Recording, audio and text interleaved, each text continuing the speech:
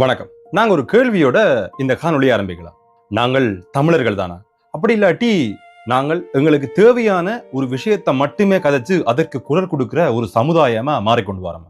சமூக வலைதளங்கள்ல ஒரு பிரச்சனை வரைக்க ஃபேஸ்புக்கில் உடனே அதை பற்றின ஒரு போஸ்ட், டிக்டாக்ல ஒரு வீடியோ, யூடியூப்ல ஒரு வீடியோ, இன்ஸ்டாகிராம்ல அதை பற்றின ஒரு ரீல்ஸ், இப்படி எல்லாமே ரொம்ப தீயா பரவி கொண்டு வரும். ஆனா நாங்க கதைக்க வேண்டிய செம்மணி இஷ்யூ அங்க நடக்கிறது என்ன?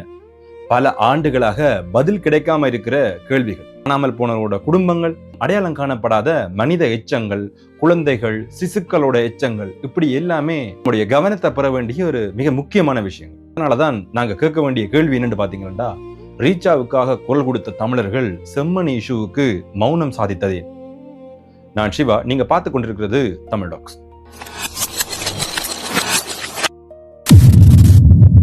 இந்த தளத்துல நீங்கள் இலங்கை, பிரித்தானியா, அது மட்டும் இல்லாம பலதரப்பட்ட தமிழ் டாக்குமெண்ட்ரி பதிவுகளையும் பார்க்கலாம். இந்த சேனலுக்கு நீங்க இதான் முதல் தரம் பாருங்கன்னா இந்த சேனலை சப்ஸ்கிரைப் பண்ணுங்க. இந்த காணொளி பிடிச்சிருந்தா இதுக்கு ஒரு லைக் பண்ணுங்க. உங்களுடைய கருத்துக்களை கீழே இருக்கிற கமெண்ட்ஸ்ல தெரிவிங்க. உங்களோட நண்பர்களோட இந்த காணொளியை பகிர்ந்து கொள்ளுங்க. முதல்ல ஒரு விஷயத்தை தெளிவுபடுத்தும். ரீச்சா தொடர்பா சமூக வலைதளங்கள்ல பல்வேறு விவாதங்களும் விமர்சனங்களும் கடந்த காலங்கள்ல நடந்து கொண்டிருக்கு. அண்மை காலத்துல ஏற்பட்ட இஷ்யூ நீங்க எல்லாரும் பார்த்திருப்பீங்க. கிளிநொச்சி இயக்கச்சில் அமைஞ்சிருக்கிற ரீச்சா ஆர்கானிக் ஃபார்ம் ஒரு பெரிய சுற்றுலா மையமா, அது மட்டும் இல்லாம விவசாய திட்டமாகவும் வளர்ந்து வந்தோம். அதை பற்றின பல செய்திகளை நாங்க சமூக ஊடகங்கள்ல காணக்கூடிய மாதிரி இருக்கு. ஒரு விஷயம் நடந்துச்சுன்னா அதை பற்றி பேசுறது ஒரு தவறும் இல்லை. ஒரு நிறுவனத்தை பற்றிய கேள்விகள் மக்களிடையே இருக்கேக்க அதை பற்றி கேட்கறதுல ஒரு தவறுமே இல்லை. ஆனா ஒரு சமூக பிரச்சனை இருக்கு, அதை பற்றி விவாதிக்கிறதுக்குரிய அவசியம் மிக முக்கியமா இருக்கு. ஆனா இங்கதான் இன்னொரு கேள்வி வருது. நம்ம வரலாற்றோட தொடர்புடைய மிகப்பெரிய மனித உரிமை கேள்விகளை பற்றி ஏன் அதே அளவுக்கு நாங்கள் பேசுறதில்லை? அதுதான் செம்மணி இஷ்யூ. யாழ்ப்பாணத்துல இருக்கிற ஒரு இடம்தான் செம்மணி. ஆனா அந்த பெயர் இன்றைக்கு ஒரு சாதாரண ஒரு இடத்தின் பெயரா மட்டும் இருக்கல.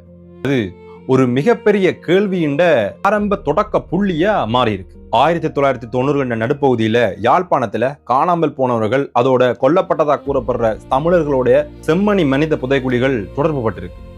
1998 ஆண்டு இலங்கை இராணுவத்தை சேர்ந்த லோமரட்ன ராஜபக்ஷ நீதிமன்றத்துல நூற்றுக்கணக்கான உடல்கள் செம்மணியில புதைக்கப்பட்டிருக்கிறதா ஒரு அதிர்ச்சியூற்ற தகவலை வழங்கியிருக்கிறார். பல ஆண்டுகளாக இந்த விவகாரம் சர்ச்சையாகவும் விசாரணையாகவும் கோரிக்கைகளோடையும் இருந்து வந்துச்சு. பிறகு மீண்டும் அகழ்வாராய்ச்சி பணிகள் ஆரம்பிக்கப்பட்டுச்சு. 2025 ஆண்டு அகழ்வுகள்ல மனித எச்சங்கள் மிக மிக பெரிய அளவில் கண்டுபிடிக்கப்படுது.